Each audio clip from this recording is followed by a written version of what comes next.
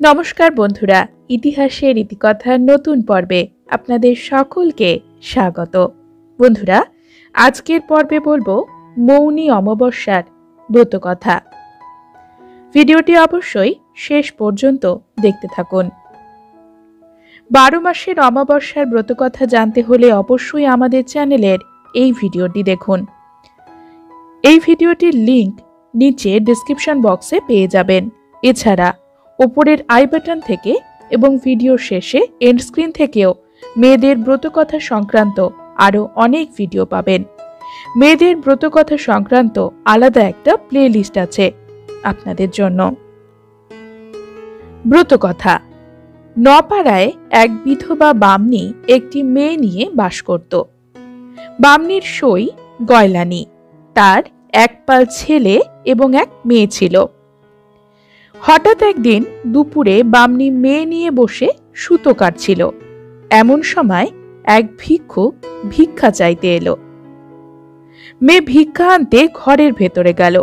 ভিক্ষুক ভিক্ষা নিয়ে বলল, হায় মা, এমন মেয়ের কপালেও বৈধব্যের লক্ষণ আছে? এই কথা শুনে বামনী কাঁদতে কাঁদতে ভিক্ষুকের পায়ের ওপর পড়ল। ভিক্ষুক পা সরিয়ে নিয়ে বললে, তুমি মা কাঁদছ কেন? বামনী বললে, হে প্রভু, আপনি যে কথা বললেন তা কি সত্যি? ভিক্ষুক বলল, সবই সত্যি, বাসরে ওর স্বামী মারা যাবে।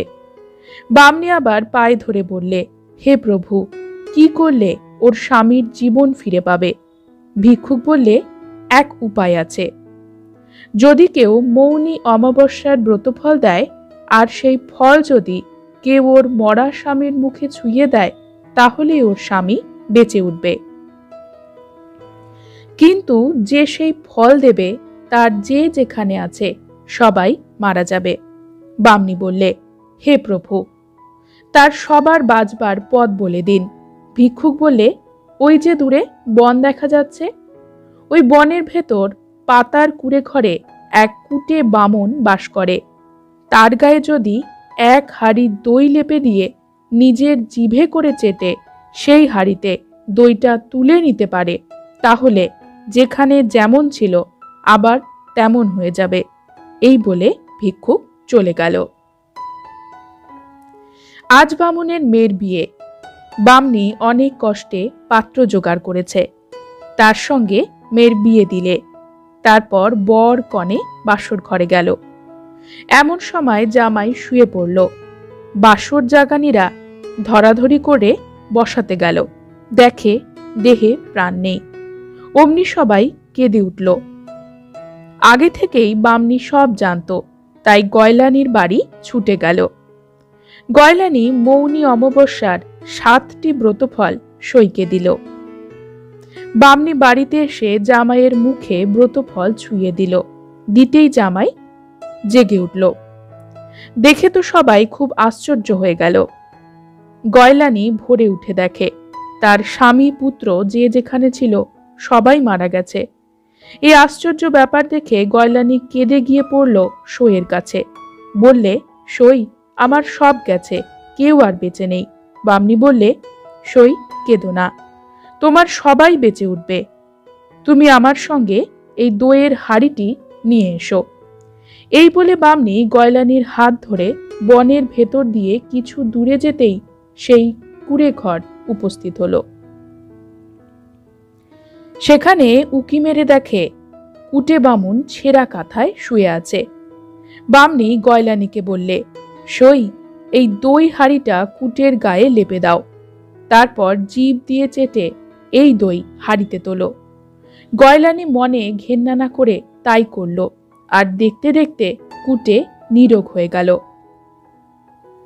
তখন কুটে বামুন বললে, দেখো, তোমাদের বার ব্রতে বিশ্বাস আছে কিনা তারই পরীক্ষা করছিলাম। আমি নিজেই নারায়ণ। গয়লানীকে পুনঃ বললে, তোমার মৌনী অমাবস্যার ব্রতফল সবাই বেঁচে উঠেছে, যেখানে যেমনটি ছিল তার দ্বিগুণ হয়েছে। তাই শুনে বামনী আর গয়লানী কুটে বামুনের পায়ে লুটিয়ে পড়ল। অমনি ফুটে উঠল চতুর্ভুজ নারায়ণ মূর্তি। নারায়ণ বললেন, ধর্মে সবাই মতি রেখো, আর দিনের শেষে একবার আমাকে ডেকো, জীবনে কখনো দুঃখ কষ্ট পাবে না। এই বলে তিনি অন্তর্ধান হলেন। দেখতে দেখতে পৃথিবীতে এই ব্রত প্রচার হলো। অর্থ: মৌনী অমাবস্যার ব্রত সমাপ্ত। সনাতন হিন্দু ধর্মের ক্যালেন্ডার অনুসারে মাঘ মাস হলো দশম মাস। মাঘ মাসকে পুণ্যতরা মাস বলা হয়, কারণ পৌষ মাসের সংক্রান্তির পরে যখন মাঘ মাস পড়ে দেবতাদের উত্তরায়ণ শুরু হয়। তাই এই মাসে ধর্ম, কর্ম, দান, দক্ষিণা, জপ, তপ, ব্রতের বিশেষ গুরুত্ব রয়েছে। মাঘ মাসের অমাবস্যা তিথি মৌনী অমাবস্যা। এই অমাবস্যা তিথিতে গঙ্গা স্নানকে কেন এত গুরুত্ব দেওয়া হয়েছে সনাতন ধর্মে? সমুদ্র মন্থনের সঙ্গে এর সম্পর্ক কি ছিল? আসুন জেনে নেওয়া যাক। আমাদের সনাতন হিন্দু ধর্মের ক্যালেন্ডার অনুসারে বছরে 12টি মাসে 12টি পূর্ণিমা এবং অমাবস্যা তিথি পড়ে। পূর্ণিমা তিথি যেখানে সত্যনারায়ণ ব্রত, শ্রী শ্রী লক্ষ্মীর ব্রত, গোপালের পুজোর জন্য বিশেষভাবে প্রশস্ত, অন্যদিকে অমাবস্যা তিথি পবিত্র নদীতে স্নান, দান, পিতৃপুরুষদের উদ্দেশ্যে তর্পণ, শ্রাদ্ধ, পিণ্ড দানের জন্য মাহাত্ম্যপূর্ণ।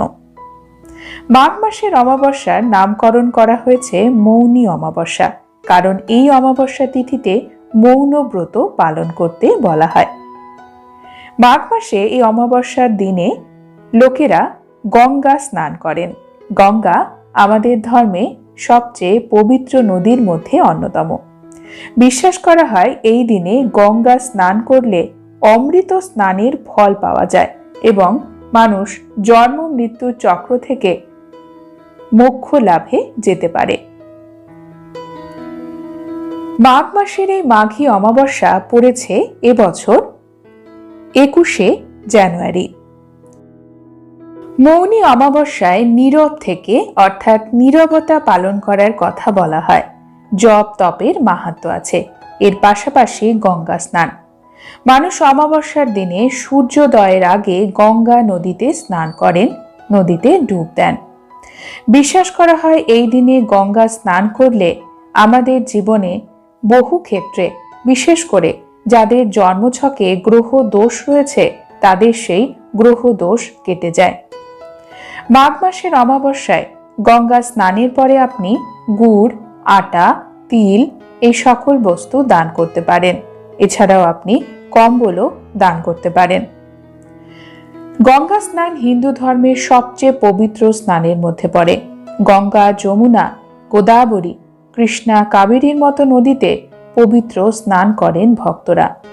কিংবদন্তি বলছে দেবতা এবং অসুররা যখন একসঙ্গে সমুদ্র মন্থন করছিল তখন ভগবান ধন্বন্তরী অমৃতের কলস নিয়ে সমুদ্র থেকে বেরিয়ে আসেন।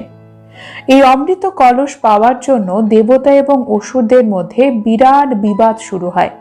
এদিকে কলস থেকে অমৃতের কয়েক ফোঁটা পড়ে যায় প্রয়াগরাজ, হরিদ্বার, উজ্জয়িনী, নাসিকের মতো জায়গায় এবং গঙ্গার পবিত্র জলকে সেটি আরও পবিত্র করে। পতিত অমৃতের কারণে এই নদীগুলি হয়ে ওঠে অমৃত সমান। এই কারণে পূর্ণিমা, অমাবস্যা এবং বিশেষ বিশেষ তিথিতে হিন্দুরা এই পবিত্র নদীতে স্নান করতে আসেন। বিশেষ করে গঙ্গা স্নানের একটি বিশাল ঐতিহ্য রয়েছে যুগ যুগ ধরে। অমাবস্যা তিথিতে কোন কাজগুলি করা উচিত নয়? সনাতন হিন্দু ধর্মের ক্যালেন্ডার অনুসারে অমাবস্যা, পূর্ণিমা, সংক্রান্তি বা একাদশী এই তিথিগুলো যথেষ্ট গুরুত্বপূর্ণ। এর মধ্যে অমাবস্যা তিথি একটু আলাদা, কারণ এই তিথি পিতৃতর্পণের সঙ্গে যুক্ত বা শ্রাদ্ধ কর্মের সঙ্গে যুক্ত। অমাবস্যা তিথিতে চন্দ্র দেবতা অদৃশ্য অবস্থায় থাকেন, অর্থাৎ তাকে দেখা যায় না। এই কারণে যে কোনো ধরনের সামাজিক শুভ অনুষ্ঠান অমাবস্যা তিথিতে করা হয় না। অমাবস্যা তিথিতে বলা হয় দেরি করে ঘুম থেকে ওঠা ভালো নয়। সাধারণত ব্রহ্ম মুহূর্তে ঘুম থেকে উঠে প্রাতঃকর্ম সম্পন্ন করাই উচিত। এতে জীবনে ইতিবাচকতা আসে, পজিটিভিটি আসে, এবং দেবতাদের আশীর্বাদ পাওয়া যায়। দেরিতে ঘুম থেকে ওঠা ব্যক্তির জীবনে নেতিবাচক শক্তির প্রভাব পড়ে। অমাবস্যার সময়ে নেতিবাচক শক্তি আরো বেশি শক্তিশালী থাকে। তাই অমাবস্যা তিথিতে যত তাড়াতাড়ি ঘুম থেকে উঠতে পারেন তত ভালো, বিশেষ করে ব্রহ্ম মুহূর্তে সূর্য উদয়ের আগে। অমাবস্যা তিথিতে কখনোই ব্রহ্মচর্যের নিয়ম ভাঙা উচিত নয়। এই দিন যথেষ্ট সংযমের সঙ্গে থাকা উচিত। অমাবস্যা তিথি যেহেতু পিতৃপুরুষদের উদ্দেশ্যে শ্রাদ্ধ, তর্পণ, পিণ্ডদান অর্থাৎ প্রেত কর্মের সঙ্গে যুক্ত, তাই পিতৃপুরুষেরা অসন্তুষ্ট হয় এমন কোনো কাজ অমাবস্যা তিথিতে করা উচিত নয়। এই দিনে পিতৃপুরুষদের সন্তুষ্ট করতে একটি মাটির প্রদীপ পিতৃপুরুষদের উদ্দেশ্যে অবশ্যই জ্বালান। আপনার বাড়ির কাছাকাছি যদি কোনো অশ্বত্থ গাছ থাকে তার গোড়াতে। অমাবস্যা তিথিতে রাগ, ঝগড়া, অশান্তি, পারিবারিক কলহে জড়াবেন না। এই দিনটি অত্যন্ত গুরুত্বপূর্ণ একটি দিন। এতে পিতৃপুরুষেরা অসন্তুষ্ট হন, দেবতারাও অসন্তুষ্ট হন। অমাবস্যা তিথিতে রাগ এড়িয়ে চলুন, ঝগড়া ঝামেলা এড়িয়ে চলুন। অমাবস্যার দিনে বিবাহ, গৃহপ্রবেশ, সন্তানের নামকরণ বা শিশুর অন্নপ্রাশন, যে কোনো ধরনের শুভ অনুষ্ঠান করা ঠিক নয়। জ্যোতিষশাস্ত্র বলছে অমাবস্যার দিনে এই সকল কর্ম করলে সেটি অশুভ ফল দিয়ে থাকে। অমাবস্যার দিনে শুভ অনুষ্ঠান করতে নেই। অমাবস্যার দিনে খাওয়া দাওয়ার ব্যাপারেও সাত্ত্বিক হওয়া প্রয়োজন। এই দিনে মাছ, মাংস, ডিম, পেঁয়াজ, রসুনের ব্যবহার খাবারে করবেন না। এছাড়া ছোলার ডাল, মুসুর ডাল এই ধরনের খাবারও বর্জন করুন।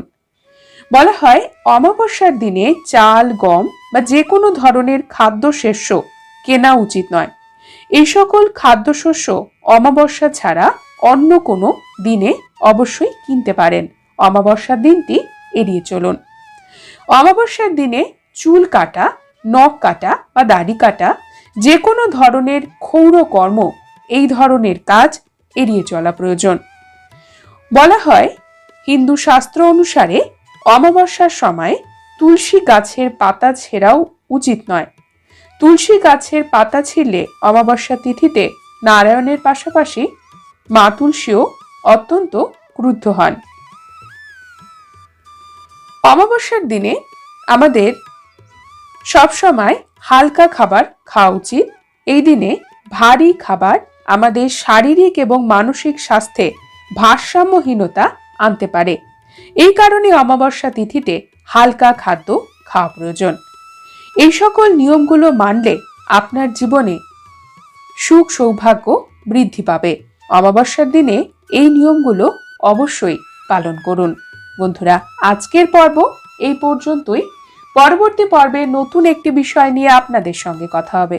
ততক্ষণ সকলে সুস্থ থাকুন, ভালো থাকুন। আর পুরো ভিডিওটি দেখার জন্য আপনাদের অসংখ্য অসংখ্য ধন্যবাদ।